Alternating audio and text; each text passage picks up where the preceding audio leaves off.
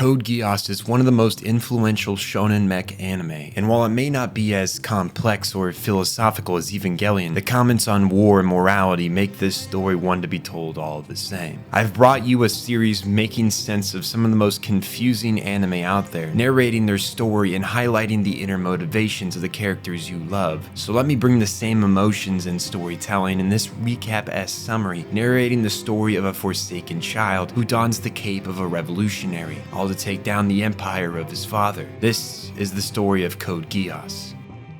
Britannia's rise as a major superpower is wrapped in an alternative history to our own, though with very similar key events. Year 1 of the Ascension Throne Britannia calendar marks the rise of the first king of England, following the reign of Julius Caesar in Rome the years before, whose 2 invasions into England during the Gallic War in 55 and 54 BC made it possible for Alwyn to rise to the seat as king, the tribes of England organizing themselves under one governing body in fear of another foreign invasion. Initially, there was strong resistance from the tribes who despised the Roman Empire and thought similarly of Alwyn's idea of forming an independent state, but he eventually won them over and gained independence from Augustus of the Roman Empire, beginning Britannia's long history.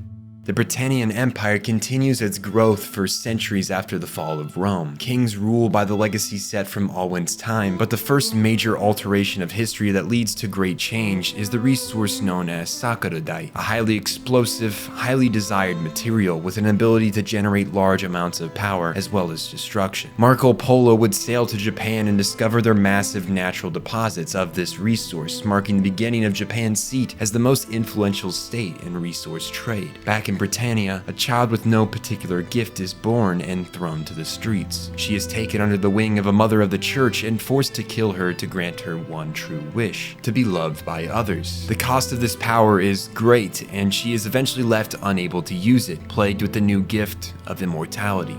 The rule of the king in England grows weak as most of the Western world falls into revolution. Despite the American Revolution being snuffed thanks to the betrayal of Benjamin Franklin, resulting in the Americas remaining under English control, Napoleon's rise to power in France and successful invasion of Russia allowed him opportunity to invade Great Britain, successfully occupying London and forcing Queen Elizabeth III to flee the capital. A group of militants capture her and force her to relinquish the throne, marking the end of the British Isles monarchy. Elizabeth's Knight of Wands, Sir Hector, takes her and flees to the Americas, where they establish a capital near present-day Boston. On her deathbed, Elizabeth nominates her lover, Ricardo von Britannia, as the new ruler of the British lands, which marks the official switch from the British Empire to the Holy Britannian Empire, a name change influenced by the loss of England. Ricardo constructs the calendar in which I've been using to set this timeline, that of Ascension Throne Britannia, marking the first year of this calendar as the year Alwyn initially became the King of Britain. Not even a year after the establishment of this new empire, Napoleon is executed by his citizens before he can become emperor. The people of Europe have been fighting for independence and will not let the likes of him re-establish an empire under new rule, marking the beginnings of the Republic, which comes known as Europa United.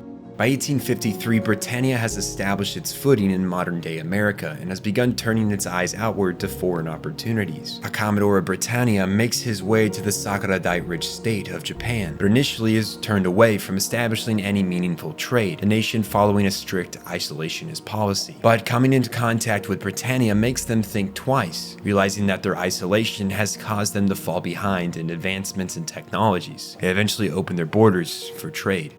The past century of rule has been plagued with betrayal in the Britannian royal house. Emperor upon emperor has been assassinated by their own family, all power hungry for the growing empire's domain. The EU has fallen into war, one likely similar to World War II, Germany rebelling against the rest of the nations due to harsh sanctions and ostracization. Japan has become a democracy following their own war loss, and most predominantly of all, this year marks the birth of Charles Z. Britannia and his brother, Vivi. Charles would later rise to the throne, becoming the 98th Emperor of Britannia, ruling with an iron fist, fueled by vengeance after the assassination of his mother. He and Vivi would use an ancient power known as the Geass to ascertain their rule and ensure that they create a world where tragedy like what happened to their mother is no longer commonplace. Charles would have 18 children, the only ones of current importance: Lelouch v. Britannia, the 11th Prince, and his sister Nunnally. These the only children of Charles' true love, Marianne. Seeing Charles' love love for Marianne and his two children lead Vivi to believe Charles has grown soft and forgotten their quest to annihilate the gods with the power of the Geass and create a world without suffering. Vivi had taken on the role of the immortal code and bestowed Charles with the Geass ability, granting him the ability to alter memories. Their ambition is a psychotic rabbit hole branching from the trauma of their mother's death, one that, all too strangely, resembles the concept of instrumentality in Evangelion. They assume the only way to reach equality in this world is to unite all humanity in the collective unconsciousness, and to do so, they must harness the power of thought elevators scattered across the world, which is the reason for their continued world conquest. Tracing back to Vivi's dislike of Charles' love for his family, he performs a hit on Marianne, Charles learning of his brother's betrayal after the assassination has taken place. At the scene, Nunnally witnesses these events, Vivi shooting her in the gut, believing her to be dead. Charles arrives finding Nunnally barely holding on to life, and he uses his Geass to make her forget Vivi and the attack, knowing that his brother will look for her if he was to find out she's still alive. She is made to believe she is blind as well, so as to avoid being profiled by Vivi, and Charles leaves the scene just as Lelouch arrives to find his mother dead and his sister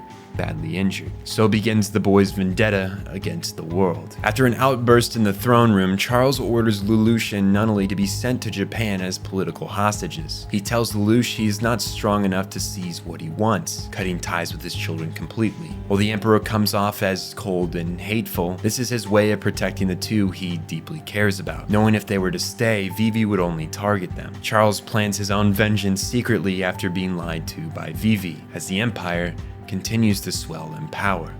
After the death of his wife, Charles becomes more tyrannical. He stops caring about the collateral damage of civilians when conquering nations. His rule plagued with inequality, which is preached as a positive. The Empire constructs a number system for the occupied territories, stripping them of their original nationality. Their treatment of the populations poor and inhumane, nothing like how the pure blood from the homeland of modern-day America. Charles ignores the demands of the International Human Rights Group to treat his citizens properly, as he continues to bomb critical areas in warring states with no thought to civilian casualties. Japan uses the three-way deadlock of the major empires, the EU, Britannia, and the Chinese Federation, to economically prosper, distributing its Sakuradite resources across the nations. This, however, would end up backfiring for them, as Britannia's empire edges closer to their borders. Japan allies itself with the Chinese Federation and the EU, afraid of occupation. Harsh economic sanctions are pushed onto Britannia, but all this does is make the war horse more hungry for power. Charles expertly averts attention away from the state of Japan, deploying all knights in Africa and India, as well as his personal flagship, the Great Britannia, into the Indian Ocean. While the powers believe all his forces have been deployed in this region, from the Pacific he sends an additional fleet armed with the newest mechs, Classico nightmares, to take over Japan. The opposing empires realize this too late, occupied with the current invasions of Africa and India, and Japan falls. Lelouch watches the invasion. His hatred for Britannia grows ever stronger, seeing the destruction, as he renews his vow to topple the empire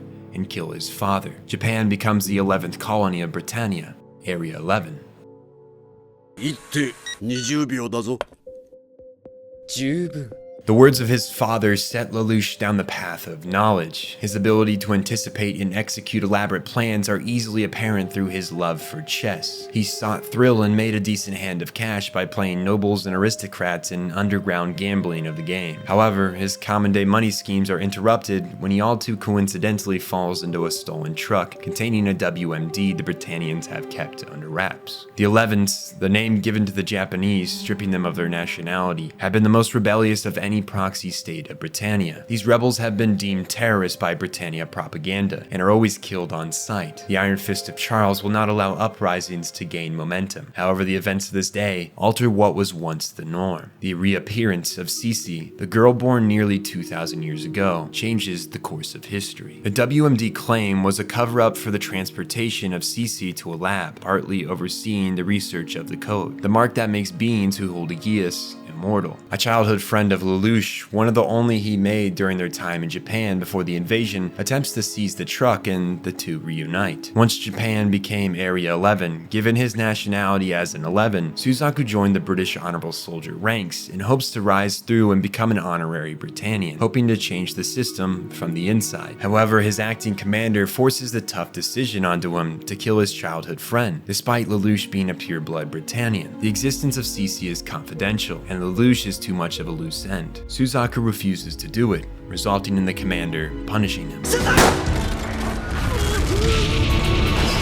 Up on the surface, the Viceroy of Area 11, 3rd Prince Clovis La Britannia, has ordered the execution of all 11s within the ghetto. Young, old, women, children. It's apparent in this slaughter that those with a number to their nationality are treated as pests more than humans. This slaughter becomes what is known as the Battle of Shinjuku Ghetto, as a lone commander rises from the ashes of the destruction.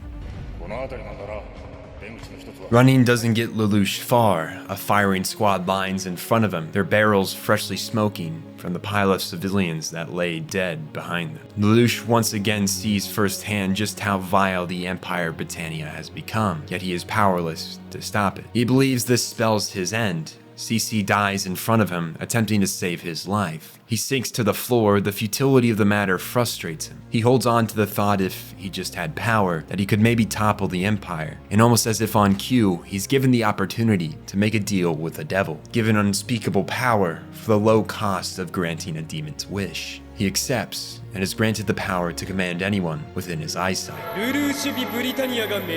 The soldiers one by one kill themselves in front of his eyes. He's been granted unimaginable power, and with this, he may just be able to enact his ambition to topple the Empire. He steals a nightmare from another soldier, and becomes the tactician for the Rebel 11s.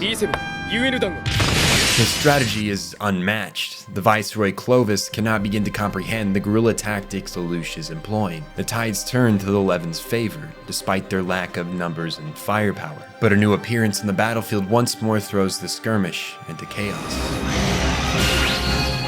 Suzaku was extracted by the mad scientist Lloyd, who deems him fit to pilot the prototype Nightmare Lancelot. Under his orders, he is dispatched to put down the rebels while testing the abilities of the new mech. Suzaku's abilities as a pilot and the suit's capabilities puts the 11s at an extreme disadvantage. And to add to the mix, most are stricken with cravens and begin disobeying Lelouch's orders. He's forced to flee as the Lancelot takes out his Nightmare, disguising himself as a soldier to board the Viceroy's mobile headquarters.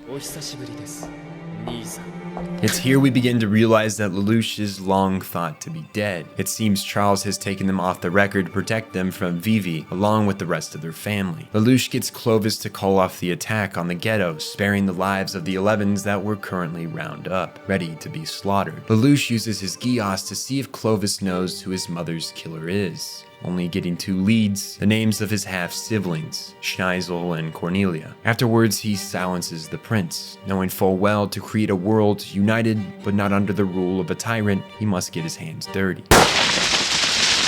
Lelouch is rather good at stomaching his human emotions, yet regardless, shooting somebody point blank still leaves him sick at the thought. His friends at the Britannia school Ashford, located in the middle of Tokyo, are unaware of his recent actions, believing him to have just gone on a chess gambling spree. A large number of moving pieces begin to start turning. Callan, the standout pilot from the 11 rebel forces, appears at the academy for the first time this term. She is a dual nationality, half Japanese, half Britannian, identifying more strongly with her mother's side. Her father's a piece of shit who had forced himself on her mother, who was the family maid. Lelouch tries to understand more about Callan and her motives, learning in the process his Geass has a limit of 1 command per person at the moment. He maintains a distance from Callan, covering any possibility of her figuring out he was the mystery tactician at the Shinjuku ghetto. Lelouch believes as a pure-blood Britannian, he would have no chance of the Japanese rebels trusting him if he was identified and exposed, so he works behind a facade. While these events are transpiring at Ashford, in the power vacuum created by the death of the Viceroy, the purest Britannians, which believe in the superiority of the royal family, seize control under their leader Jeremiah Godwall. Jeremiah uses uses Suzaku as the scapegoat for the murder. Seeing this, Lelouch constructs a plan to free Suzaku and further his overseeing of the 11 Rebellion. He takes on the name Zero, a title symbolizing the mantle's greater purpose of serving as a just leader, unbound by good and evil. He meets with Colin and the other rebel leaders, opting to show his strength as a leader through his Suzaku release plan to win their trust, knowing that showing his face would cause discord and isn't an option, meaning he'll have to work in other ways to gain their favor. And so, Lelouch proves himself through action. Using Jeremiah's prideful ego to get within striking distance, Zero puts on an elaborate show for the cameras, constructing a false, Watergate-esque narrative about Jeremiah he calls Project Orange, which starts building uncertainty within the Pure Blood ranks. He holds off an attack using the supposed gas bomb CC was transported in. The reaction from Jeremiah, allowing Lelouch to deduce only a small circle know about the concept of Geass and were researching it. He caps off his show by using his power on Jeremiah, forcing him to let them escape with Suzaku, creating major distrust among the Pure Blood faction, causing them to lose power in Area 11, a joke of a group under heavy suspicion due to the Project Orange bit and Jeremiah's actions while under Geass. Zero tries to convince Suzaku to join the ranks of the rebellion, but to his surprise, the boy refuses. He's under the impression that he can change the nation from the inside and end the corruption through persevering the rotten. He believes the lengths Zero has gone to thus far, killing the Viceroy, bluffing a hostage crisis, are not worth the end result of freeing the nation. It seems he fears the bloodshed that will come with rebellion. He's a peacekeeper who prefers change over a long period of time. But Zero, Lelouch, is not that patient nor confident any meaningful ground will be made. He has seized his ambitions with his own two hands, killed for the sake of his future, of creating a free world devoid of the tyranny of Britannia, a world where all are given the right of equality, a world where his crippled, blind sister is treated as a normal human being. These two may dream of the same ending, but their methods could not be any more different. Suzaku walks from the negotiations back to his rigged trial. The pieces continue to move across the board. The Pure Blood faction collapses under the Orange allegations. Jeremiah nearly killed by his comrades, only to be saved by Suzaku, who has been found innocent of all charges after Jeremiah became under scrutiny. The Viceroy position of Area 11 is filled by the second Princess Cornelia. Their hope her iron fist will end the rise of Zero before its flames grow too strong. It's already inspired many militant factions of Japan to once more act out in defiance of the Empire. The third princess, Cornelia's sister, takes the role of sub-viceroy, taking a liking to Suzaku, who she has a chance meeting with. Unlike her sister, Yuffie wants to bring an end to the segregation and mistreatment of numbers, and she finds a hope that Suzaku could help her do just that. With her help, along with Lloyd's, Suzaku enters Ashford Academy, marking the first time a number has been able to attend the school.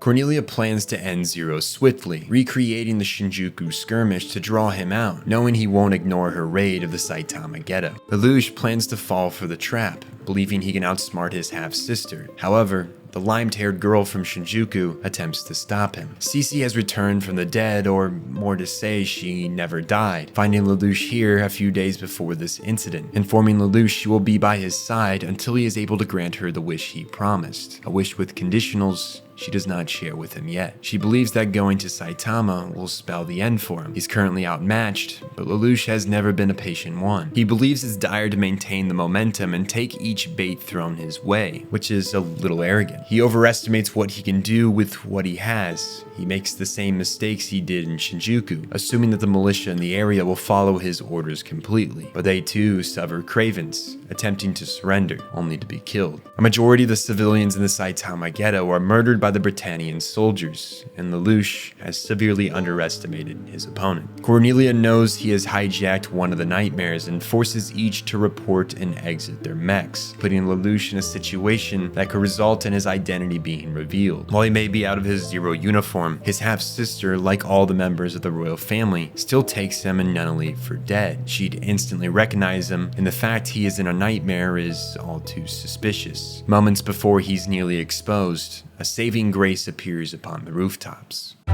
The appearance of Zero allows Lelouch to escape, meeting Cece in the sewers. He whines to her about how the conditions were not equal, that he lacks soldiers with conviction to the cause, leading him to believe that the only path forward is to organize his own army that operates directly from his orders at all times. And so, an army is born amidst a hostage crisis. Zero's Black Knights.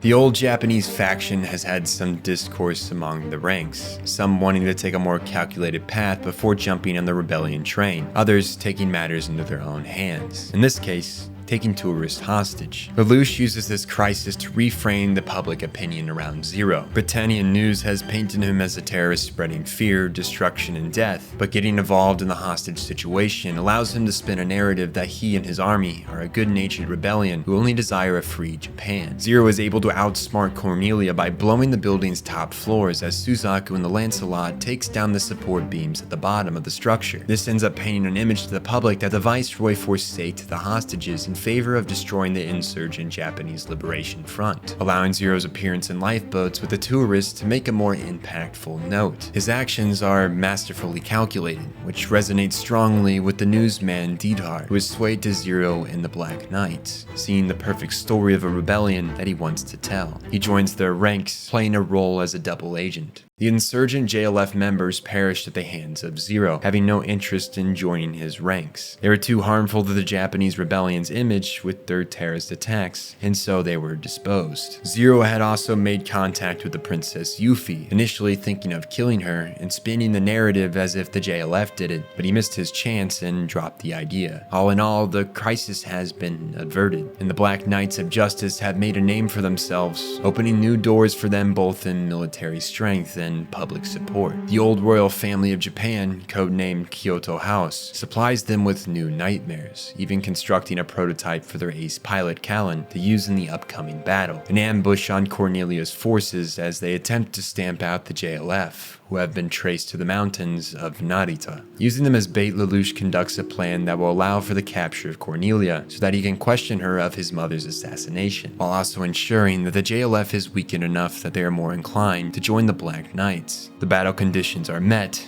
as Zero's plan is enacted. Using the new Greatest Mech, Lelouch has Callan emit sonic waves into the ground to initiate a landslide, wiping out a majority of Cornelia's forces and putting her into a compromising position. Jeremiah and a large chunk of the Pure Blood faction are wiped out completely, unluckily meeting the Guden in battle. He's unable to redeem himself before his death. A woman named Villetta, one of the only Pure Bloods to walk away from this battle. Cornelia is pinched by the Black Knights, Guden taking point, the only thing stopping her capture, the arrival of the Lancelot that was given permission to launch from Yuffie, who was operating from the control center. Zero quickly realizes at this rate they will lose favorability on the battlefield if it turns into a war of attrition and orders a retreat. Lancelot hunts Zero down, the two once more face to face, though this time neither knows each other's identities. Lelouch has no clue who pilots this prototype, only that they interfere at every battle he commands. Suzaku has no clue who Zero is. He recognizes the Black Knight's actions as favorable for the Japanese people, yet he sees them as moralistically wrong. The cost of the means is too great to Suzaku, but his thought process is contradictory, ignoring the war crimes Britannia commits. CC comes to bail Lelouch out yet again, flooding Suzaku's mind with a greater picture of the universe, the truth of existence, and the truth of himself. He's forced to face the demons in his closet, but that's not all. CC accidentally overfloods him with the imagery of the end, causing Suzaku to enter full panic. The two slip out, as does the remainder of the JLF and the Black Knights. Cornelia too retreats, admitting defeat to the Knights in the Battle of Narita. The aftermath of the battle is bleak. Many did not evacuate the city in time to escape the landslide, resulting in a high number of civilian casualties. For Lelouch, this is a cross he must bear. In his eyes, this is the cost that comes with rebellion. To him, you should not kill unless you are prepared to die yourself. His ambition and readiness to embrace death gives him the right to stain his hands in blood, for he knows his end will likely be untimely. However, one of these deaths hurts more than others, because it hurts someone close to his heart. The girl he loves surely has lost her father because of his actions. Lelouch meets with the head of the Kyoto House about furthering funding for the Black Knights, outsmarting a man he shares a history with. Taizo had helped Lelouch and Nunnally when they were forced into Japan, and so Lelouch reveals his identity to only Taizo, who approves further funding seeing his face, telling the Black Knights they can fully trust Zero will see this revolution through. No one hates the Britannian Empire more than the man under the mask. Taizo's operations as a double agent within the Britannians' harvest of Sakuradite from the Fuji Mountain allows for the Black Knights to strengthen their military power, a pivotal diplomatic win for their fight for liberation. The cost of Lelouch's actions finally make their way to his door. Shirley confides in him about her father, and this realization causes Lelouch to freeze up. Cece later in his room pokes at him, forcing him to look in the mirror at the results of his actions. That each person he kills has a family, friends. There is no one that doesn't hold ties to others. He had said he was prepared to walk down this road of death, but now he looks more like a kid playing pretend. He's overwhelmed with the cost of what he's doing, yet still his resolve is strong. This is a path he cannot walk away from. He's in too deep. The lives he's taken, directly or indirectly, would be in vain if he does not see it through. Cece has ensured that Lelouch toughens his skin so that he can continue forward, both for his sake and hers. The only way her wish will come to fruition is if he pursues his vengeance. The Black Knights received a tip from Dieter that Cornelia plans to wipe out the JLF tonight at the port Yokosuka. Commander Tatewaki is attempting to flee with the remnants by boat. Their point man pilot Todo and his squad mates the Four Holy Swords will not make it in time to save their commander. Zero's actions here will decide the fate of the JLF, but there is a variable he did not account for. Early on in his career as Zero, at the skirmish of Shinjuku, Lelouch had made one pivotal mistake that has left a tie back to him. He had been seen by the pureblood Valletta, who has suspicion he's connected to Zero. She interrogates Shirley, which causes Shirley to follow Lelouch to the port this night, Valletta tailing her. As the battle commences, the pieces fall into place. The JLF's cargo ship leaves the port, Cornelia's forces preparing to board as nightmares in the harbor clear the top deck. Suzaku, though, is unable to shoot and capable of killing another human being. He's ragged on this by Lloyd and Cecile to follow orders, but this disobedience is overshadowed by disaster. Lelouch had planted explosives on their boat, which was carrying Sakuradai. Given its high explosivity, a simple C4 would be enough to create a high explosive blast. Zero had waited till the Britannian forces boarded the boat to set out the bomb he planted, destroying half of Cornelia's forces along with the JLF, a worthwhile sacrifice given their lack of importance. To maintain positive morale, Zero quickly brands this as a choice made by Commander Tatewaki to wound Cornelia's forces with his death. He pivots his forces to capture Cornelia, yet hesitation gets the best of him. He sees Shirley from the corner of his eye, allowing Lancelot time to disarm Zero of his mech, Lelouch hitting his head when ejecting, falling unconscious.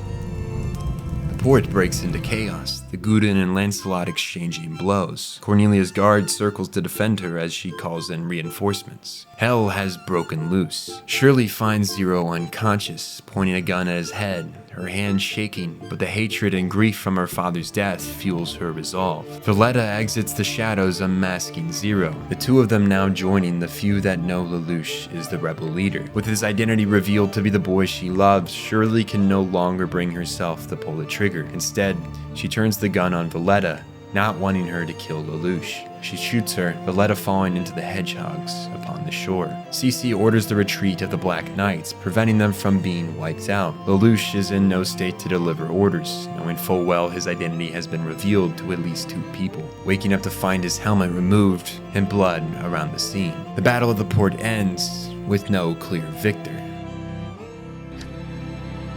Lelouch's double life begins to blow up in his face. Shirley writes in her diary about knowing his identity as Zero. Lelouch deduces it must have been Shirley who learned of his identity and finds she's traveling to Narita where her father died, where a man from Cece's past makes his first appearance. Mao. A pain in Lelouch's side on several occasions, Mao has the ability to read minds, though this comes with cons as well. Large, crowded areas fill his mind with too much thought. He manipulates Shirley using her thoughts to set a trap for Lelouch, his motivation reuniting with Cece. With a gun pointed at Lelouch, Mao pushes for Shirley to kill him, yet she's only able to shoot him in the shoulder despite the pain he's caused her. She can't bring herself to kill him. That's just not the type of person she is. Her feelings are a mess. They put a weight on her very being, and she feels like she can't continue on. Cece distracts Mao while Lelouch speaks with Shirley. She confesses her love for him, despite what he's done, and with a heavy heart, Lelouch realizes that he must let her go if she is to be happy. No one close to him will have a good life. The sins he has and will continue to commit will weigh on him. He tells her in another life they could have been lovers. But in this one, there is a dream he must see through. He uses his Geass to wipe any memory of him from her mind. Ogi has a secret of his own he hides from Zero and the rest of the knights. The former commander of the Liberation Group has taken in Valletta, finding the girl washed up, wounded on the shoreline. He has no idea who she is, but knows she was definitely with the Empire, while she herself knows nothing, suffering amnesia. For the time being, the secret is not compromising, but it could turn deadly if her memories return, and Ogi's work is compromised. For now, the two play house, with not a worry of the bigger picture.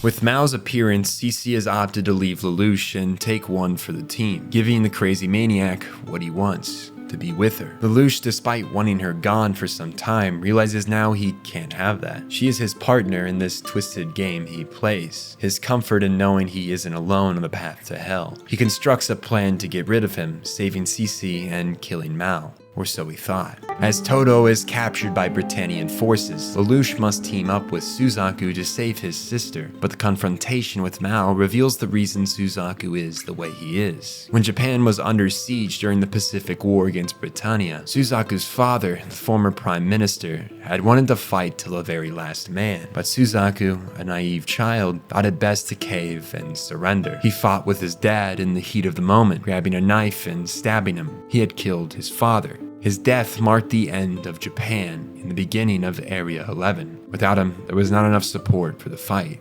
Suzaku, since that day, vowed to change the empire from the inside, not wanting his father's death to be in vain. His hesitation to kill stemming from murdering his own dad. Suzaku, hearing Mao say his inner thoughts out loud, breaks him. He sinks to the floor, racked mentally by the memories. Lelouch uses his Geass to deprive him of speaking again, Mao exiting the stage, only to be greeted by the woman he so desperately wanted to reunite with. She shoots him, ensuring that the job is finished this time. Mao is finally dead.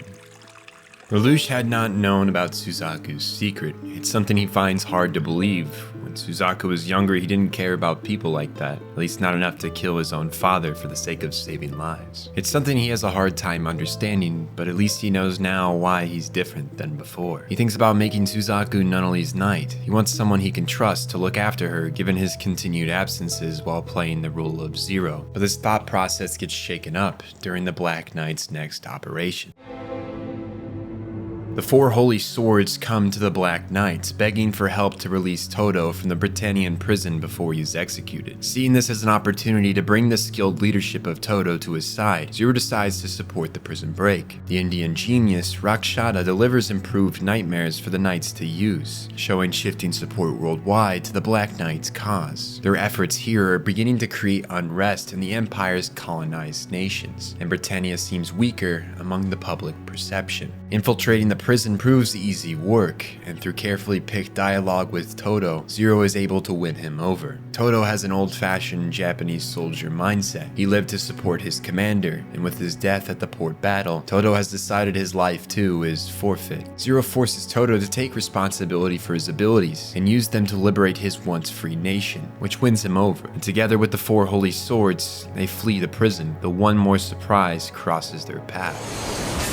Outnumbered and outmatched, Suzaku stands no chance. The group prepares to kill him, opening the pilot pit like a can, only to reveal to the world and to the knights the identity of the Lancelot pilot. Lelouch himself is shocked, as is Callan. Todo can't believe it himself. The boy he had trained when he was younger, fighting for the tyrannical empire that had taken their freedom. Todo takes front, deciding he should be the one to put down his AWOL student. The Holy Swords ready to kill the traitor. Callan pleads for them to wait for Zero's orders, but Lelouch is too uncertain given the circumstances. Time passes and he finally orders a retreat, enemy reinforcements drawing near. They've completed their original objective. No reason to fight a losing battle. There's much left to think about now that he knows his good friend has given his abilities to the opposing side. Sub-Viceroy Yuffie announces to the world that Suzaku will become her knight, which shocks the audience of nobles. This would be the first time a number is given a noble status.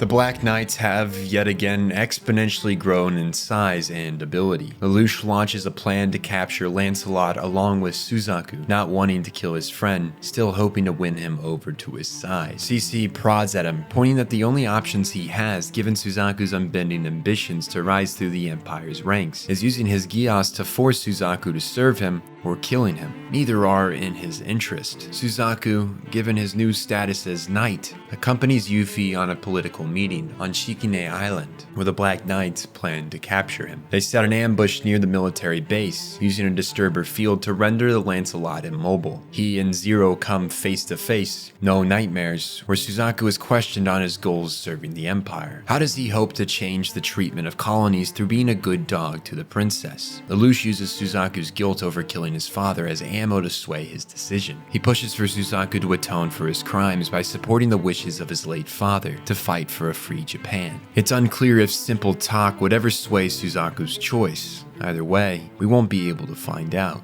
The command orders him to hold Zero in place while they launch ICBMs on their position, which he does without a second thought. The battlefield turns into chaos. Todo orders all nightmares to empty their guns into the incoming missiles. Zero cannot die at all costs. Lelouch continues to try and reason with Suzaku, but his passion to serve the Empire is outside the scope of reason. Kallen rushes from her mech to try to convince Suzaku herself, as Yuffie hijacks a nightmare and rushes to save her knight, the man she's grown very fond of, yet no one can stop the destruction that follows. The second prince, Schneisel, aboard his flying ship the Avalon, decimates the field. In a last-ditch attempt, Zero is forced to use his Geass on Suzaku, instructing him to live. In the chaos, the two of them, along with Kallen and Yuffie, are transported off-grid. The culprit can be assumed to be Vivi, who makes his first appearance to set up his own plans. For reasons not currently understood, Lelouch wakes next to Yuffie, who makes clear she's had the assumption he's been Zero since the hostage incident. Lelouch drops his defenses and the two talk of the past as well as what to do with their current situation. On another beach, Kallen attempts to attack Suzaku, the two reaching a momentary ceasefire as they figure a way to get off this island. What comes out of this clash of two worlds is the opposing sides are forced to hear each other out. We, along with these four, realize that it isn't about one side being wrong or more right than the other. It's simply their methods differ. While Yuffie and Suzaku hope to change how the Empire acts from the inside, which would avoid major conflict, lives still will be lost. Numbers will be discriminated, killed for committing no crimes. The cost of life is still large. Lelouch and Kallen's method is a more act-now approach, taking matters into their own hands, not relying on the slow process of societal and political shift. Their path is more stained with blood, but it ends the discrimination immediately and does not rely on chance of others changing. They become the change. The clash of methods may seem futile, each party committed to their own methods, but it later will be clear this surprise diplomacy showed each side the possibility of meeting in the middle. The groups meet up, resorting back to their conflict, walls up. Lelouch holds Yuffie hostage while Suzaku holds Kallen, the four of them locked in a stalemate when a door below them is activated by Zero's Geass. These ancient ruins house a device of great importance to the ambitions of Charles V. Britannia, the thought elevators, which Lloyd and Schneisel are attempting to figure out the importance of to the Emperor and why he's so infatuated with these objects. As Lelouch's Geass opens the thought elevator, the sole reason Vivi had teleported them there, Suzaku becomes locked in some trance, likely brought on by the nostalgia of this power from when Cece had melted his ego. Yet still, he is unaware of what Geass is. Lelouch uses this opportunity to steal the Gaiwan, a prototype nightmare on the research site, he and Kallen escaping Britannia forces. Suzaku is left to pay for the crime of disobeying direct orders, a sound recording during the bombing, hearing him reject the order to hold position, instead fleeing with Zero in his cockpit. He has no memory of doing such a thing, unaware of the curse put upon him by the Geass. Yuffie tells him it's only a natural response to the position he was in. He's not held accountable for his actions, but he still gives up his knighthood, feeling he's unfit for the role in light of what he's done. And his talk with Kallen leads him to believe that as long as there are others suffering, he does not deserve such a noble position. Yuffie too feels she is unfit for a knight, unable to make a difference that will change the discrimination of the numbers. She accepts his decision when another thorn enters the Empire's side. Taking advantage of the Black Knight's chaos, the exiled Japanese government officials returned to their homeland with an army supplied by the Chinese Federation, who were backing their cause, retaking their homeland. While at first this seems good news to the Black Knights, Zero points out they would just be trading one tyrant for another. This so-called Japanese revivalist is just an excuse for the CF to occupy Japan as a puppet state. He rejects them and moves to help the Lancelot eliminate the false state. In the aftermath, the Chinese Federation moves to claim no responsibility of the incident, while Britannia scrapes any remnants in the report that the Black Knights had assisted them. Suzaku and Yuffie come to terms with their feelings for each other, as they decide to pursue a future that allows for the people they care about to be happy. This, in a sense, Yuffie pledging to find a solution that Lelouch would be happy accepting, which may prove difficult. The two hold hands, as Suzaku pledges his undying loyalty to Yuffie. The curtain on the final act begins to rise. Jeremiah, thought to be dead, is seen in a test tube being experimented on by some of Schneisel's scientists. That noble personality of his is just a facade. It's obvious he's playing his own game of chess, as he continues to obtain more and more power within the Empire, believing his father to be more obsessed with his research than their growing reign. And to that, he would be right. Charles had only ever risen to power so that he had the resources to access these thought elevators. But even now, his plan is not ready to be revealed. Meanwhile, at the Ashford Academy School Festival, Yuffie makes a spur-of-the-moment announcement in front of the cameras that she will be instating the Nippon Special Administrative Zone in the Mount Fuji area, an area that acts like a puppet state of the Empire where citizens can reobtain their nationality of Japanese and be given back human rights initially denied to them by Britannia. This zone is a smart play not for Yuffie or any of the Japanese, but for Schneisel. It's like giving a dog half a treat. They are blissfully unaware that they could seize the whole thing. They're just happy to have been given something. Lelouch is well aware of Yuffie's stupidity. This constructed puppet nation will completely ruin the public support of his army, as if Zero does not support its establishment, the general public will think he's against diplomacy and question his true intentions if not establishing the state of Japan. It's a lose-lose and puts him in a hard spot, especially when Yuffie calls upon Zero to assist in making this zone possible.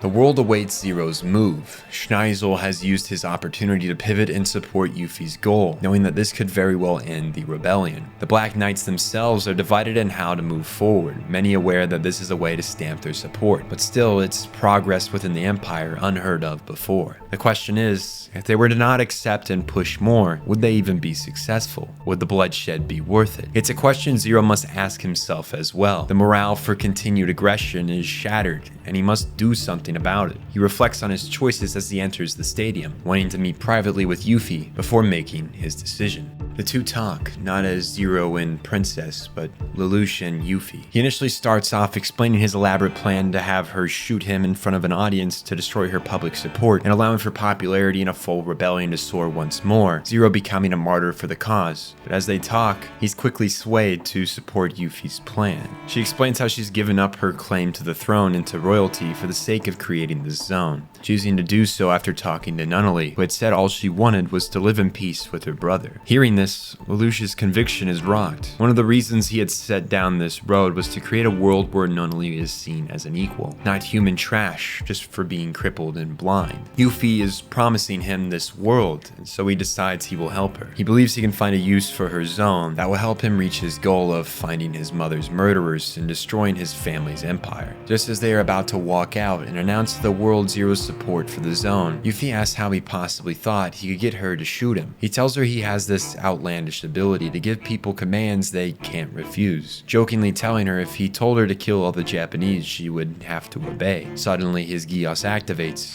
without his input.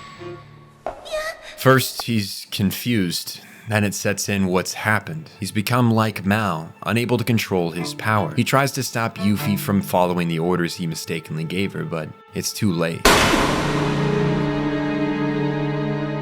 Her actions speak volumes, and her order to the soldiers to wipe out all the Japanese go unquestioned. No one is able to stop what's been put into motion. The stadium becomes a slaughterhouse. The plan behind the zone is finished. Zero stands amid the chaos, The death he's brought through this mistake is something no one could atone for. An elderly woman at his feet asks for him to save their people. All he can think about is how he's failed him. He is no savior, no messiah, yet he must bear the cross that came from his mistake. He spins the narrative to the Black Knights that the zone was set as a trap to lure them out and annihilate them along with the Japanese citizens. He launches a full assault on Britannia's control of Japan and sets out to find and kill Yuffie. The one kind-hearted sibling he had must be killed for his error. Tears well up in his eyes. The sin may be too much for Lelouch to bear. He descends from his nightmare.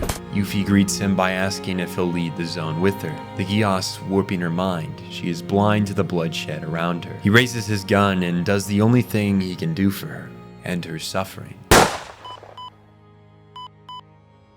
Suzaku had swept in to recover Yuffie, her life slowly draining even now within the ICU. Yuffie continues to fight the Geass. She asks if the Nippon Zone announcement went alright, unaware of what transpired. Suzaku begins to cry. He can't bring himself to tell her the truth, and so he tells her how well it went. While everyone was so happy, she smiles as the life leaves her. The room grows quiet as the chants of the rebellion below grow.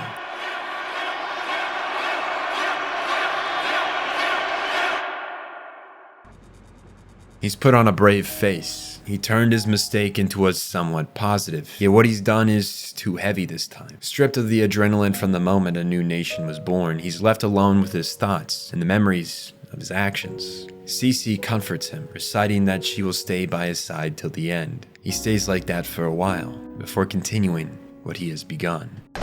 Word has gotten out across Japan. A total revolution has begun. Militants, civilians, everyone creates chaos across the country. The Black Knights move from Fuji towards western Tokyo to siege the capital, absorbing any fighting strength as they march. The Kyoto House has sworn total loyalty to Zero and offer full support. The Black Knights have only one limitation. They must claim the capital before the arrival of Schneisel's fleet. They cannot siege the fortress of Tokyo and fight on the Pacific front at the same time. Now is the best chance they'll get, if only everything didn't go so wrong. Their advancement is well met with adversity, but the Black Knights remain strong. At the end of the day, what screws them is their humanity, something many can't give up. But there are those who do. Suzaku has joined Lelouch down the path of death. Fueled by hatred after the death of his love, he no longer swears off killing. Vivi had told him of Lelouch's actions as Zero, which forced Yuffie to do what she did. The betrayal in his heart creates a monster that will spill blood in the skies as the siege ends and the battle begins. Lelouch creates an opening in the Tokyo defenses by entering the compound and using Geass on several workers to force the destruction of the blocks that hold up the city, plunging a mass of Britannian forces into rubble and opening up an entry point into the compound for the Knights. Toto leads a large army to storm the main castle while Lelouch operates from the air, wiping down aerial support and delivering tactics from above. He moves to Ashford Academy and, given its strategic position, establishes it as the Knights' headquarters. This is also a favorable way for Lelouch to ensure that not only is safe from the war, he insists no harm will come to the students and returns to the front lines. As Suzaku cuts down troves of the Black Knights, a worthy challenger finally appears. Callan trades blows with the man, though the Lancelot is still superior to the Guden in technology. She is only saved from death by Lelouch, who leads Suzaku to Ashford, once more locking him in a disruptor field. Suzaku curses his every being, having been promised a fair fight, instead delivered to a petty trap. Lelouch makes his way to Cornelia's palace. The skies are clear, the Britannian forces occupied with the advancements of the Black Knights. Lelouch is able to advance to the top and, using his earlier planted Geass of one of her knights, is able to get the upper hand and destroy Cornelia's nightmare, allowing him to confront her face to face on the ground, where he uses Geass to learn the truth of his mother's death, though he's faced with more questions than answers. Cornelia had withdrawn Marianne's escort at the order of Marianne herself. She had known she would be killed on that day, but Cornelia does not know by who. All she knows is that Schneisel took her body from the scene per order of Charles himself. Lelouch becomes mental, frustrated by the dead end he's reached, as the house of cards that held this assault on Tokyo up collapses. Not only has Jeremiah escaped his withholding in Schneisel's lab, but he's come to take Zero's life. To add to the chaos, Ogi's been shot by Valletta, who has finally reattained her memories as a pureblood and causes chaos within the Black Knight headquarters, which Vivi uses as cover to take Nunnally to the island we've been to once before. He uses her as bait to remove Lelouch from the front lines, knowing his love for her will trump his duties as commander of the Black Knights. The Black Knight headquarters completely falls as a student. One psychopathically obsessed with Yuffie, who has lost all will to live, wields a thermonuclear bomb she has constructed. She's taken the entire HQ hostage, and this opening allows Lloyd and Cecile to free Suzaku, who chases the Gaiwan to the island. Callan follows suit, pushed by Ogi, who has realized Zero is falling into a trap. And with that, the stage is set for the final confrontation. Without Lelouch to lead them, the Knight's assault lacks the necessary strategy to win. Toto, while a great leader, is not fit for the shoes Zero left him in. They fight to the last man, but it isn't enough. The Black Knights fall, the assault on Tokyo, a total defeat. There is no sign of Nunnally, but Suzaku, however, has appeared and confronts his friend. Zero tries to put down Yuffie's name, but Suzaku makes it clear he knows his game, the power he harnesses, what he forced Yuffie to do. He forces Lelouch to unmask as Callan enters the cave. Callan's spirit drops, confused, uncertain what she has been fighting for this entire time. Zero was her idol. She thought of him as a god, loved him as a deity, yet in front of her was the slacker Britannian from her school. The shock leaves her unable to decide her next move. Lelouch, in a desperate attempt, tries to convince Suzaku to help save Nunnally, going as far to put a bomb on his chest, rigged to go if his heart stops. Suzaku doesn't blink at the possibility of death. He's lost his will to live, in a sense. He prepares to shoot Lelouch, telling him he never should have been born, insisting he'll take care of Nunnally once he's gone. Lelouch, though, refuses to die before seeing that his sister is safe. The two prepare to pull the trigger, the world going dark. Death is too kind of a fate for Lelouch. Suzaku makes the decision to deliver him to the Emperor himself, in favor for the title of a Knight of 12, the highest ranking position a warrior noble can receive. Suzaku had decided long ago he would change the system from the inside, and so he gives up his friend. The Emperor forces Lelouch to become a normal human, forgetting everything that he has come to know. His vengeance, his mother's death, his sister. Charles deprives him of everything using the power of Geass. He puppeteers a life around Lelouch at the Ashford Academy, using his memory-altering Geass to rewrite even his friends' minds. Lelouch becomes the star of his very own Truman Show, given a fake brother, monitored by Valletta, and attending Ashford Academy with Suzaku. His life becomes a lie, and his true self lives locked within a coffin inside his mind. Checkmate. Just how his journey of rebellion began a year ago, once more Lelouch's normal life changes all because he played a game of chess. Cece and the remnants of the Black Knights launch an assault on the plaza Lelouch is in, hoping to capture him and reawaken his memories by setting up certain conditionals that match the day he first asked for power to destroy the Empire. When Cece reaches out her hand and touches Lelouch, she reawakens him from the false memories he's been plagued with, and he once more orders the Britannian troops to shoot themselves.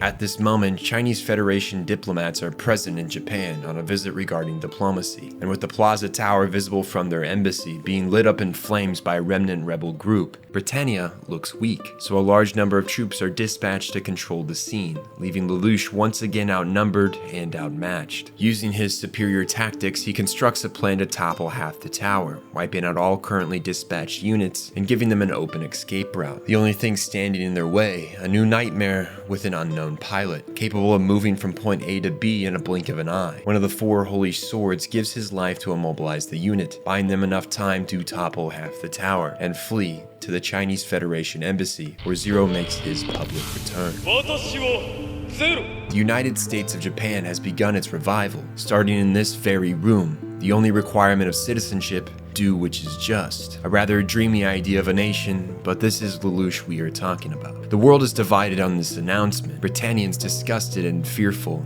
Deedhart and Rakshata laughing cheerfully at the return of such an interesting man. Lee, a fiercely loyal warrior of the Chinese Federation, ponders how useful Zero will be to their nation's ambitions. He wonders why the oligarch he's guarding let Zero take sanctuary in the embassy. Unbeknownst to him, Lelouch had used his expert diplomatic abilities, aka the Geass, to gain the noble's support. Zero's existence itself ensures the Empire Britannia will remain preoccupied, so for now Lee and Zero have a common enemy. He does not question the support of the Black Knights for now.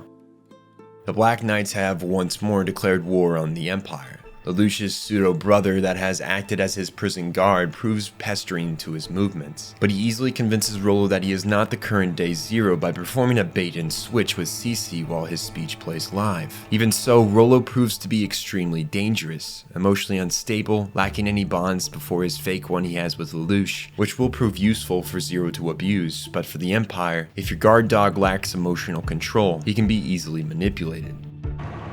Pressure builds upon Lelouch's shoulders. The Britannians have given Zero an ultimatum to turn himself in, or the imprisoned Black Knights will be publicly executed. His attempts to rid himself of Rollo fail, though the boy spares him thanks to a little manipulation. Now knowing of Rollo's time manipulation power, and the ease which he can be controlled, he may be more useful, alive, and so with his brother in mind, he constructs a plan of attack on the execution site. Lelouch lures Cornelia's knight into a noble duel, buying time for his plan to take effect, borrowing the same strategy he used in the assault on Tokyo. The ground plates that hold up the city buckling and dumping the Britannian execution force into the Chinese Federation embassy, throwing them into CF-protected territory. Here they dispose of the troops and rescue the captive knights, gaining their first small victory of their second rebellion. Lelouch's side operation to win over Rollo commences, having used his Geass and Britannian sniper to take a shot at Rollo, in which he would jump in front of, showing Rollo his brotherly love, which, given Rollo's emotional attachment to their fake bond, wins him over. He becomes Lelouch's pawn, getting the only thing he's ever desired, a meaningful connection with another human being. He may be a wild card, too comfortable with killing, but he's one, if wielded properly, will be very useful. The Britannians are forced to withdraw from the CF embassy, any further aggression by them taken as an act of war on the Chinese Federation. Given the new rise of Zero and the suspicions around Lelouch, Suzaku returns to school to monitor him. The former mastermind wastes no time pocketing his overseer, Violetta, blackmailing her with her former relationship with Ogi, meaning his awakening is still under wraps. Suzaku, however, tests Lelouch to see if he has reobtained his memories, putting him on the phone with a new Area 11 Viceroy, Nunnally. Lelouch should have no memory of her unless he's reawakened, and so he's forced to lie to his sister in front of Suzaku to maintain his cover. Rollo freezing time for him so he can apologize to her for pretending to not know her. Zero has gotten word that Nunnally will be transported to Japan by airship to be inaugurated as Viceroy. Not wanting to go to war with his sister, the plan is to capture her, which should be enough to disrupt the power structure of Britannia in Japan. They launch a full aerial assault on the transport, Zero making his way to the Viceroy chambers. There, Nunnally announces to him her decision to relaunch the Nippon Special Administrated Zone. The thought of this zone brings back bad memories. There is no future for the zone, yet this is his sister's ambition. Self-doubt makes him freeze here, unsure what his next move should be, losing precious time before Suzaku along with two other Knights of Round arrive. Their superior nightmares turn the tide. Callan, unable to engage airily, is unable to confront Suzaku, who rescues Nunnally from Zero as the airship falls to the sea. Callan rushes in to save a lost Zero, who's questioning his purpose. Half of his reason for becoming the demon he has was to carve a better future for his sister, and now, to continue, he must neglect her own ambitions of helping others. While she may not know he's Zero, seeing her push away from him in favor of the man who betrayed him leaves a scar. Lelouch has sunk, only to be snapped out of his depression from Callan. She makes him aware of his obligation to see their dreams made reality. As the leader of the Black Knights, he cannot let his own emotion get in the way of his duty. He is Zero, the one who will create a free world. He must bury the part of him that is Lelouch. Reflecting on his duties, he saves the Knights from near destruction by the Britannian naval fleet. He announces publicly here that he will be accepting the Viceroy's invitation to assist in the creation of the Nippon Zone, though his plans for the area may differ just slightly. The setup is all too similar to the day thousands of Japanese were massacred at the hands of Britannia. Tensions are high on both sides as they wait for the arrival of Zero. In private conference, Zero had asked to be exiled from Area 11 in return for providing 1 million Japanese to the special zone. Given the low support due to the massacre, they have no choice but to accept, putting into motion the plan that will take place today. On cue, all the Japanese dressed in the clothes of Zero. Zero insisting, given the fact they are all Zero, the name being a mantle for servers of justice, they should all then be exiled from Area 11. Since the Knight of Round Suzaku agreed to the idea that what makes one Japanese is their heart to their nationality, even if not on the land of the nation, they will still remain Japanese. Thus, arriving with a mobile iceberg landmass provided by the Chinese Federation, the Zeros have received diplomatic approval to be exiled from the Britannian Empire and now exist as a nation without specified borders. Viceroy Nunley and Suzaku allow them to leave, not wanting to repeat the events of the last zone, knowing full well a massacre here may cause unrest across the expanding empire. Charles has stretched their oversight thin in the name of achieving his goals.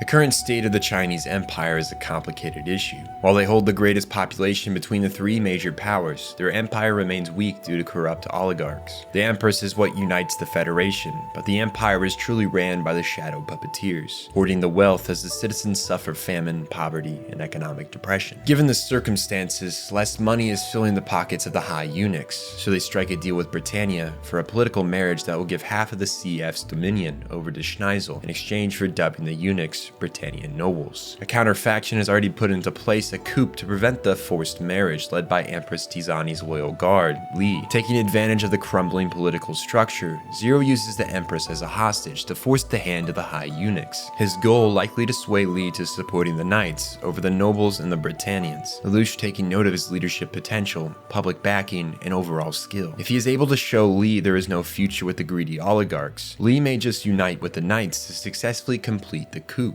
avoiding the worst case scenario, the Chinese Federation aligning itself with Britannia. And so, Zero's gamble pays off. The high eunuchs show no care for the Empress's safety, even betraying Li mid-battle, aligning themselves with the Brits. Zero steps in to save Li and the Empress, presenting a proposal to Li to align with him, lead his country not as a puppet for the Black Knights, but as a free state for the people. He simultaneously leaks a conversation he had with the oligarchs where they say they have no problem killing the Empress, inciting riots across the Federation. The people have turned on the nobles. They have lost their power entirely. Since they no longer have the support of their empire, Britannia can no longer make deals with them, withdrawing their support and their troops from battle. With this, the Black Knights take the upper hand, stamping the oligarchs and creating a military alliance with the new faces of the Chinese Federation. The Britannian Empire's unquestioned strength is faltering, and the blame could fall upon Charles' shoulders. His interest in global affairs is minimal. The only thing on his mind, the sword of Akasha, a weapon to kill the gods, and he's nearly ready to set what he calls Ragnarok into motion. He has lost interest in foreign affairs because soon they will mean nothing. Similar to Gendo Ikari, his system is slowly falling as the end quickly approaches. His sons and daughters begin questioning his ability to lead, Schneisel taking mostly responsibility for managing the empire. He begins to lay the framework to seize control of the throne, though he does not put this into words yet. Many wonder where Cornelia may be at such a pivotal time. She's been missing since the Tokyo assault. After she had found out of the power of the Geass, she has spent every waking moment attempting to uncover the mystery and clear her sister's name. The talk of should we or should we not attack the Chinese Federation means nothing to the vengeful second princess. Lelouch faces several problems. Jeremiah has made his miraculous return from the dead with an anti-Geass ability to null any Geass power, and he has just tested it on the general public, releasing the buried memories of Lelouch's identity as Zero from Shirley's mind. This sets into motion a series of events that lead Rollo to kill Shirley, believing her to be a loose end, and given his warped perspective on killing, and frankly, his jealousy for anyone who loves Lelouch, due to his toxic desperation for attention from someone, he feels nothing doing it. This sends Lelouch into a rage when Rollo tells him what he did. Anger he directs to the power of Geass, not on Rollo. He declares war on what he has come to know as the Geass Order, intending to find their location and exterminate them as penance, believing the power to be a curse. He confronts Jeremiah and sways him to his cause after Jeremiah makes clear he only wishes to stay loyal to the royal family, and he had admired Marianne, Lelouch's mother, the most. When he found out Lelouch's identity as Zero, he swore his loyalty to him, adding another trump card to Zero's collection. Rollo, however, he intends to throw away soon. Due to his murder of the woman he loved, the wild card's unpredictability has surpassed its worth. He does not blame the child for becoming a killer, more so the power he's been given that allowed the adults around him to turn him into the emotion-depraved killing machine he is. He thinks of it like putting down a rabid dog. Sometimes it's in their best interest to go instead of letting it cause more pain. With the help of Jeremiah and Sensei, Lelouch has traced the existence of the Geass to this order, and if he is to wipe them out, only then can the world be free of the legacy of the power. And so under the guise that this is a super soldier lab committing unethical experimentation, he orders the Black Knights to perform a total cleansing. Men, women, children, they are treated no different. They all must be killed to ensure that this power is lost to time. It's a harrowing scene, with parallels to the empire they were created to rebel against. Are they any better than their enemy by sinking to this level? Well, it can be said that wiping this curse from the face of the earth is a good decision, as sometimes evil must be committed to destroy a greater evil. One cannot say for sure if this death and destruction was worth the results. Vivi has lost, crawling to his brother's feet, who has arrived through a thought elevator gate. He asks his brother for help, lying to him about Lelouch's actions. Charles' face drops to a sad expression. To see his brother, who had swore with him they would never lie to each other, lie yet again, is a hard pill to swallow. He steals his resolve and kills Vivi, inheriting his code. The Sword of Akasha, the weapon Charles will use to kill the gods and bring forth his desired reality. He does not share the details with his son, not yet at least. For the time, he toys with them, pretending to kill himself under Geass just to laugh at his son's claimed victory as he rises again. He shows his son his immortal code.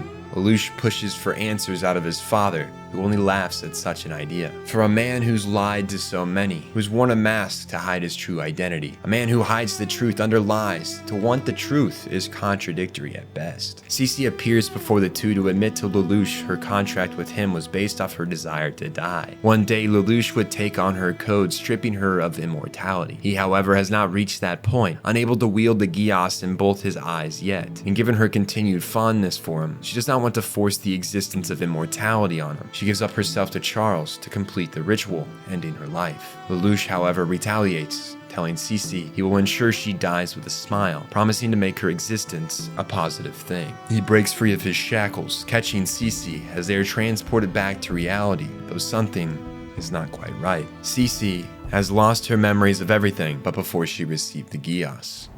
While the issue of Sensei is of great importance to Lelouch, there are much bigger problems with his organization, and frankly, on the political world scale. The Black Knights helped found the United Federation of Nations, a union of colonies, including the remaining Europa United, Chinese Federation, and any other countries that have not been occupied by Britannia, and areas that have broken off. Their military strength now rivals Britannia's, and at the first speech of the Union, Zero declares war on Britannia, their first task, freeing the country of Japan. This forces the Brits to dump a majority of their forces into Japan, putting them into panic mode as Charles has disappeared from the Empire. Lelouch believes he is still within the thought elevator, and at first, while this seems like it would give him the upper hand, it means that Schneisel is likely his opponent in the upcoming war. The man may not be their father, but he is just as skilled a leader as Lelouch, especially when it comes to scheming. Schneisel has been able to keep his new firepower under wraps, the Freya bomb, a nuclear warhead capable of wiping a city the size of Tokyo off the map. Given their upcoming assault on Japan, Lelouch worries about not only safety and calls for Suzaku, hoping to strike a deal with him to ensure her safety. He agrees to keep her safe on one condition. Lelouch meets him alone at his family's shrine.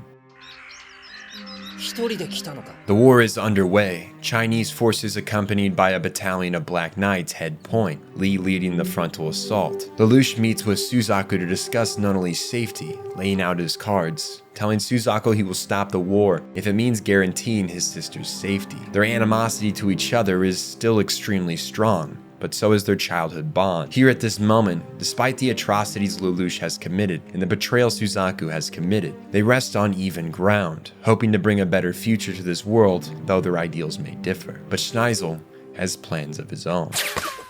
This ambush catches Suzaku off guard. This isn't something he had consented to, but Lelouch can only assume that Suzaku has once more betrayed him. Any part of the hatchet they had just begun to bury resurfaces once more. His trust in his friend is gone, even if he states he had nothing to do with it. Lelouch launches his contingency plan, forcing Cornelius Knight Guilford to awaken in the Geass state Lelouch had inflicted on him months ago. He rendezvous with his unit and pushes back on the Britannian forces, allowing the Chinese Federation to secure a foothold. Lelouch uses the train system to overload the Tokyo power systems, rendering a good portion of their defenses useless. Suzaku threatens to use the nuclear warhead on them if they do not concede, but Lelouch calls the bluff, knowing he wouldn't endanger civilians currently caught in the crossfire. They continue their march into the capital. Rollo has been sent in by Lelouch to recover Nunnally from the government building, which is a poor choice for the job as he plans to kill her, seeing her as a rival of Lelouch's affection. He can't allow that. Meanwhile, Callan is finally freed from imprisonment and given an improved Guden nightmare. Her presence on the battlefield dramatically shifts the tide of war, even heavily damaging the Lancelot. But given the Geass curse Lelouch had put on Suzaku, he's forced to take a drastic measure that the self-righteous boy would normally not take. He fires the warhead, annihilating everything within an 8,000 meter radius, including the building Nunnally was fleeing from. The victim list is unending. The deaths of millions are logged. Those responsible for the creation of the bomb hold an incredible amount of grief and dread for what they've created. Schneisel seems to be the only one pleased with the events that transpired. He continues his chess game even now, calling a meeting with the leaders of the Black Knights. Though Zero remains absent, Lelouch unable to process his sister's death. Schneisel lays it all out. Zero's true identity, Lelouch's power. He even pulls a video of Lelouch taking the blame of Yuffie's actions. He constructs a narrative that Lelouch is a self-centered, power-hungry individual who has used them and soon will throw them away too. Schneisel, though, offers them an olive branch, the freedom of Japan in exchange for betraying Lelouch and killing him. He leaves them to discuss their options. Their opinions mixed, but eventually all agree to betray the man who had got them here in the first place. The man who became a demon to give them what they wanted and settle his own vendetta. But that man is currently a shell of what he once was. Rollo had taken Lelouch to his chambers and tried to let Lelouch lean on him, but he acts out, pushing Rollo away, claiming to have used him, to have never seen him as a brother, and that he will never know love. He demands Rollo leaves as he sulks in his room. Callan comes to get Lelouch, Ogi wanting to meet with him in the storeroom. He forces himself up and takes the walk, not prepared for what awaits him. He quickly analyzes the situation, constructing a path out, but then he suddenly gives up, something he wouldn't normally do. He's lost his motivation to keep fighting. Callan promises to defend him to the end, but recognizing that this would mark the end of her too, he announces that she was just a tool for him, nothing more, an obvious lie, but one that will save her life. He prepares to confront his firing squad when an unexpected guardian protects his life. Rollo has come to his aid, despite Lelouch's insistence for him to let him die. He doesn't want to live, and doesn't want Rollo to give up his life for his sake, but he won't listen. Rollo continues to overuse his Geass, putting great strain on his body. It allows them to escape, but his heart stops in the process. As the nightmare crashes to the earth, Rollo asks Lelouch if it was a lie, what he had said about not caring about him. Lelouch sees the Grim Reaper soon approaching in the boy's eyes, and the begging of his soul to die knowing at least one person on this earth cared for him more than as a mean of destruction. He smiles as he lies through his teeth, telling him that they were all lies. He does love him, calling him his brother one last time. The search party is unsuccessful in finding Lelouch. Suzaku is seen laughing maniacally on the beach, seeming to have reached his mental breaking point after his part in annihilating 35 million people. His hands are just as blood-stained as Lelouch, if not more. He may have tried to be better, but in the end, it's all the same. No matter your side in war, you are just as at fault for the bloodshed it brings. Looking over the sea, Lelouch acknowledges the legacy of his little brother. He will not waste the life Rollo saved. His death will not be in vain. He swears to bring the Emperor to hell with him, as the final stage commences with Charles beginning Ragnarok, the event to kill the gods.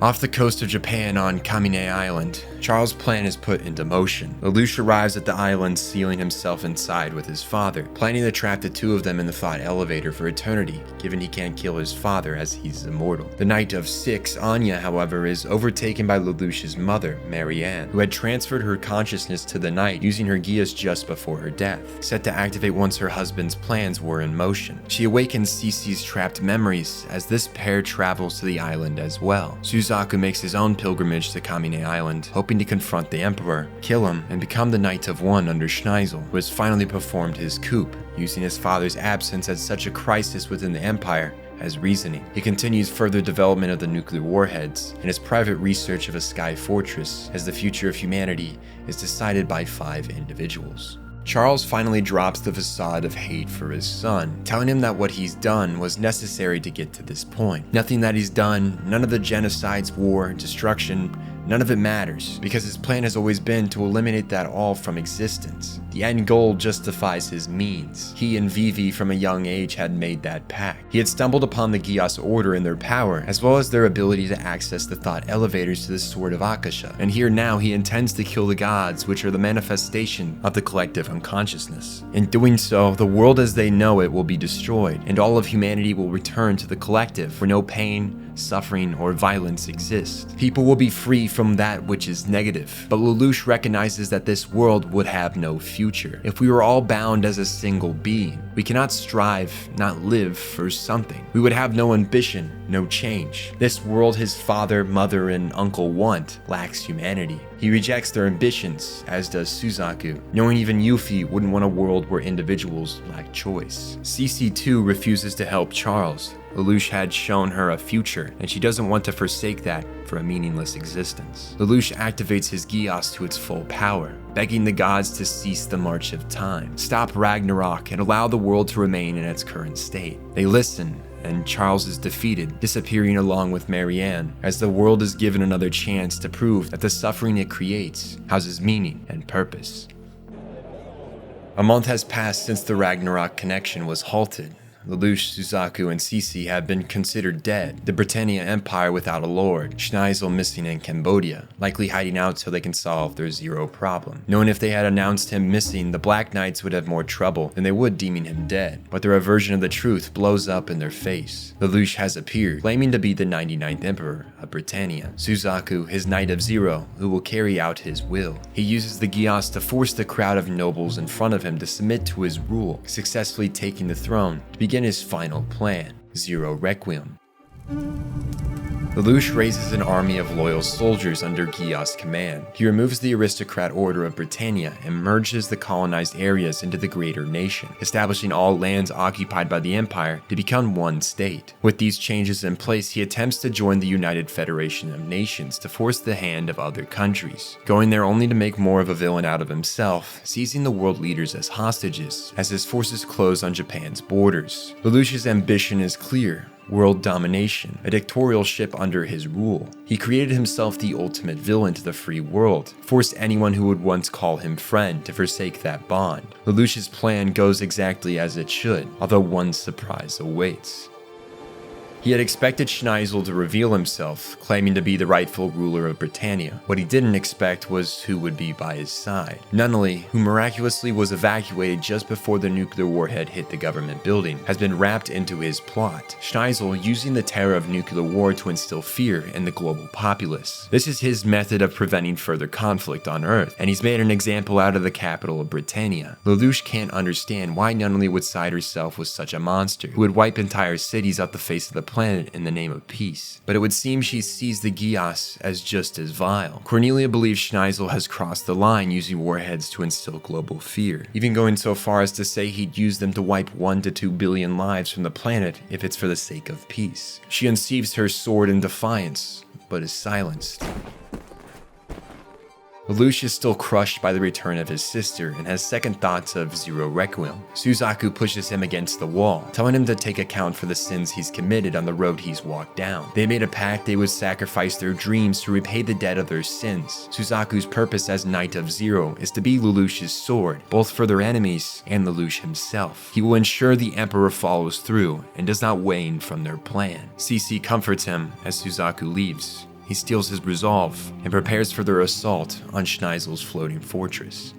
Lelouch begins his assault, the first task to hold off the Knights of Round and Black Knights long enough to force Schneisel to fire a Freya. Once fired, they will use their newly constructed counter-weapon to null the warhead, which is when Lelouch and Suzaku will slip into the flying fortress's shield through the exit point of the missile. The plan is successful, and Lelouch confronts his brother, using his Geass to force him to obey as he makes his way to Nunnally's quarters. Suzaku fends off the remaining Knights of Round with ease. Even Callan cannot break his will. The battle seems seems to be decided before Nunnally is even forced to concede defeat, which is when the final measures of Zero Requiem are put into place. Suzaku loses his fight to Callan and is deemed dead. Lelouch does not waste any words on his sister and uses the Geass to force her to hand over the control of the nuclear warheads. With the total power to destroy the world and the military strength to snuff any defiance, Lelouch becomes Emperor of Earth. Zero Requiem reaches its final stage.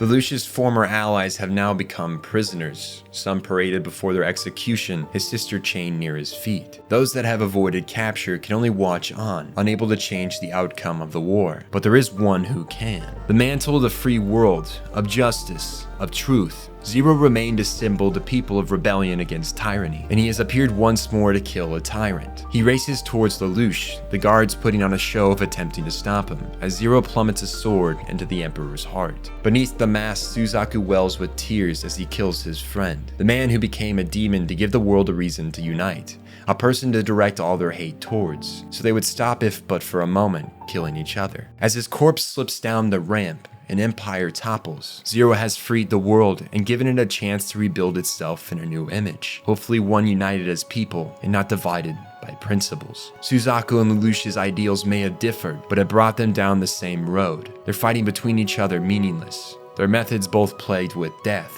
That was the current state of the world. No matter which side you believe to be just, each committed great evil. That's how low the political world of Code Geass had gotten. Only a demon like Lelouch could unite the world and allow prosperity to be possible once again.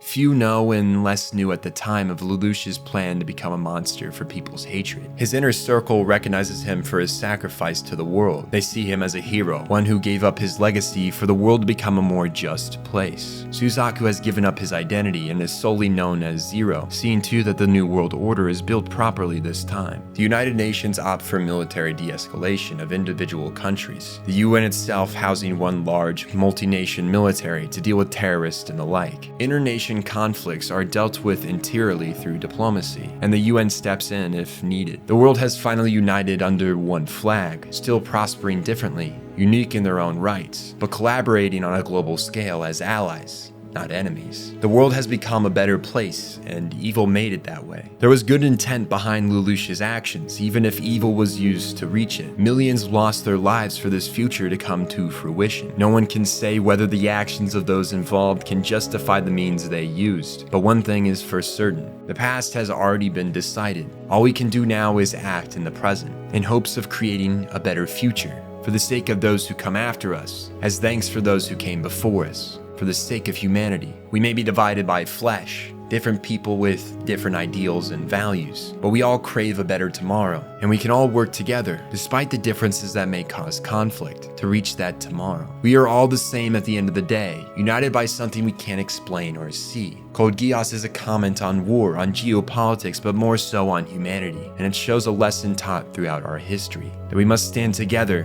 not divided, lest we desire to create a demon who will show us the error of our ways.